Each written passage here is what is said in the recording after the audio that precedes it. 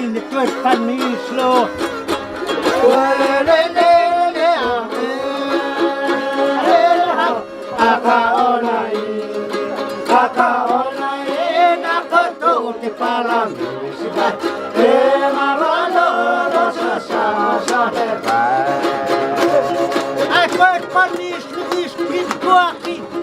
Halo Sobat Pae, apa kabar kalian hari ini? Ya, saya harap kalian dalam keadaan baik-baik saja ya. Dan video kali ini saya akan membahas tentang sejarah kota Soe, Timur Tengah Selatan. Soe hanyalah sebuah kota kecil di Kabupaten Timur Tengah Selatan, TTS, Provinsi Nusa Tenggara Timur.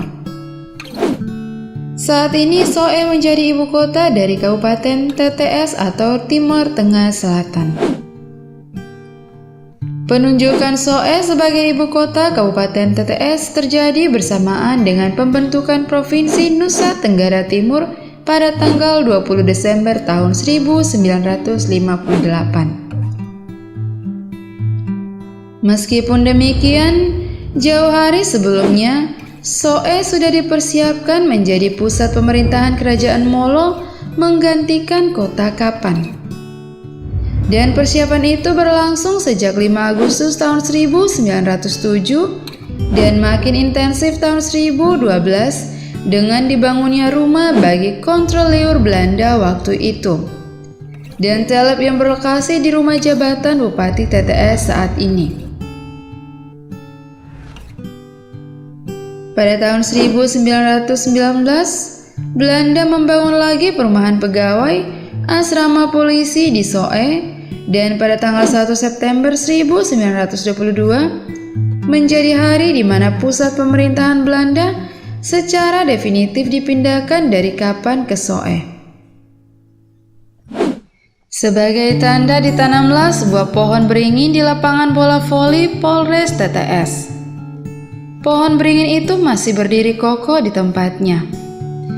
Sehingga orang-orang pertama yang tinggal di kota Soe adalah orang Rote, Sabu, dan Tionghoa.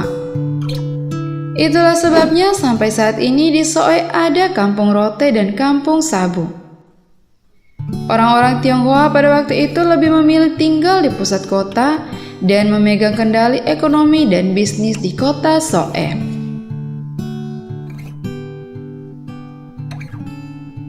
Secara harafiah, arti kota Soe dalam bahasa daerah, suku-suku yang mendiami TTS adalah menimba. Ada dua versi cerita mengenai asal-usul nama Soe.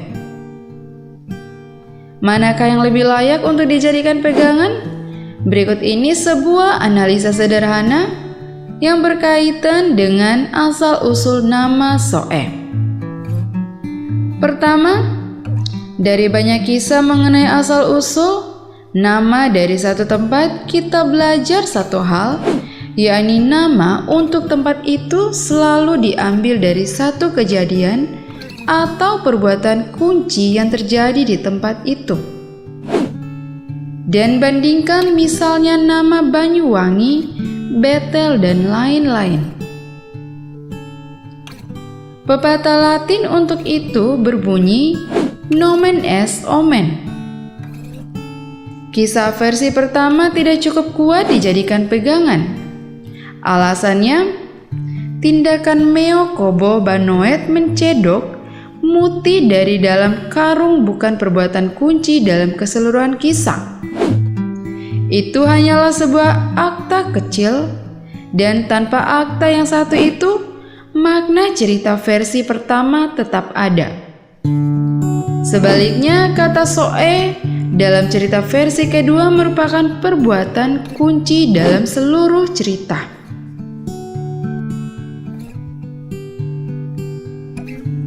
Kedua, dalam tuturan adat bahasa ritual tentang nama kota Soe, selalu dipadankan dengan Onaenu, Huemnanu, dan Fafinisi. Dalam kisah versi kedua jelas ditunjukkan adanya hubungan langsung antara Soe Oed dengan Onaek. Rujukan-rujukan pelengkap dalam kisah versi pertama tentang nama kota Soe tidak muncul dalam bahasa ritual tentang nama kota Soe. Sebuah pertanda bahwa versi pertama kurang memiliki bukti-bukti penguat dalam literatur tradisional. Dan yang ketiga, di tempat yang sekarang disebut-sebut sebagai lokasi sumber air oleh pemerintah TTS, dibangun sebuah patung perempuan yang sedang menimba air. Rasanya ini bukan sebuah insiden. Para pembuat patung di tempat itu tentu tahu persis cerita asal-usul tempat atau mata air itu. Demikianlah sekilas sejarah nama kota Soe. Mungkin ada yang bertanya, di mana keberadaan Oe Soe? Mangkuk penimba air milik Faot yang dipakai pertama kali untuk menimba air di mata air Onaek itu. Dan benda itu menurut para amma Faot sudah tidak ada lagi. Dan pada waktu gerakan roh di timur, benda itu dimusnahkan karena dianggap sebagai berhala. Yang tersisa hanyalah ceritanya saja. Dan cerita itu dilestarikan pemerintah daerah TTS dengan membangun di lokasi mata air itu, yaitu sebuah patung yang menyerupai seorang perempuan yang sedang menimba air. Wow, asik bukan? Soe memang kota kecil di daratan timur. Tapi ada banyak hal yang menarik yang dapat kita temui dan alami di sana. Dan kisah tentang asal-usul nama kota Soe barulah awal dari sebuah kisah.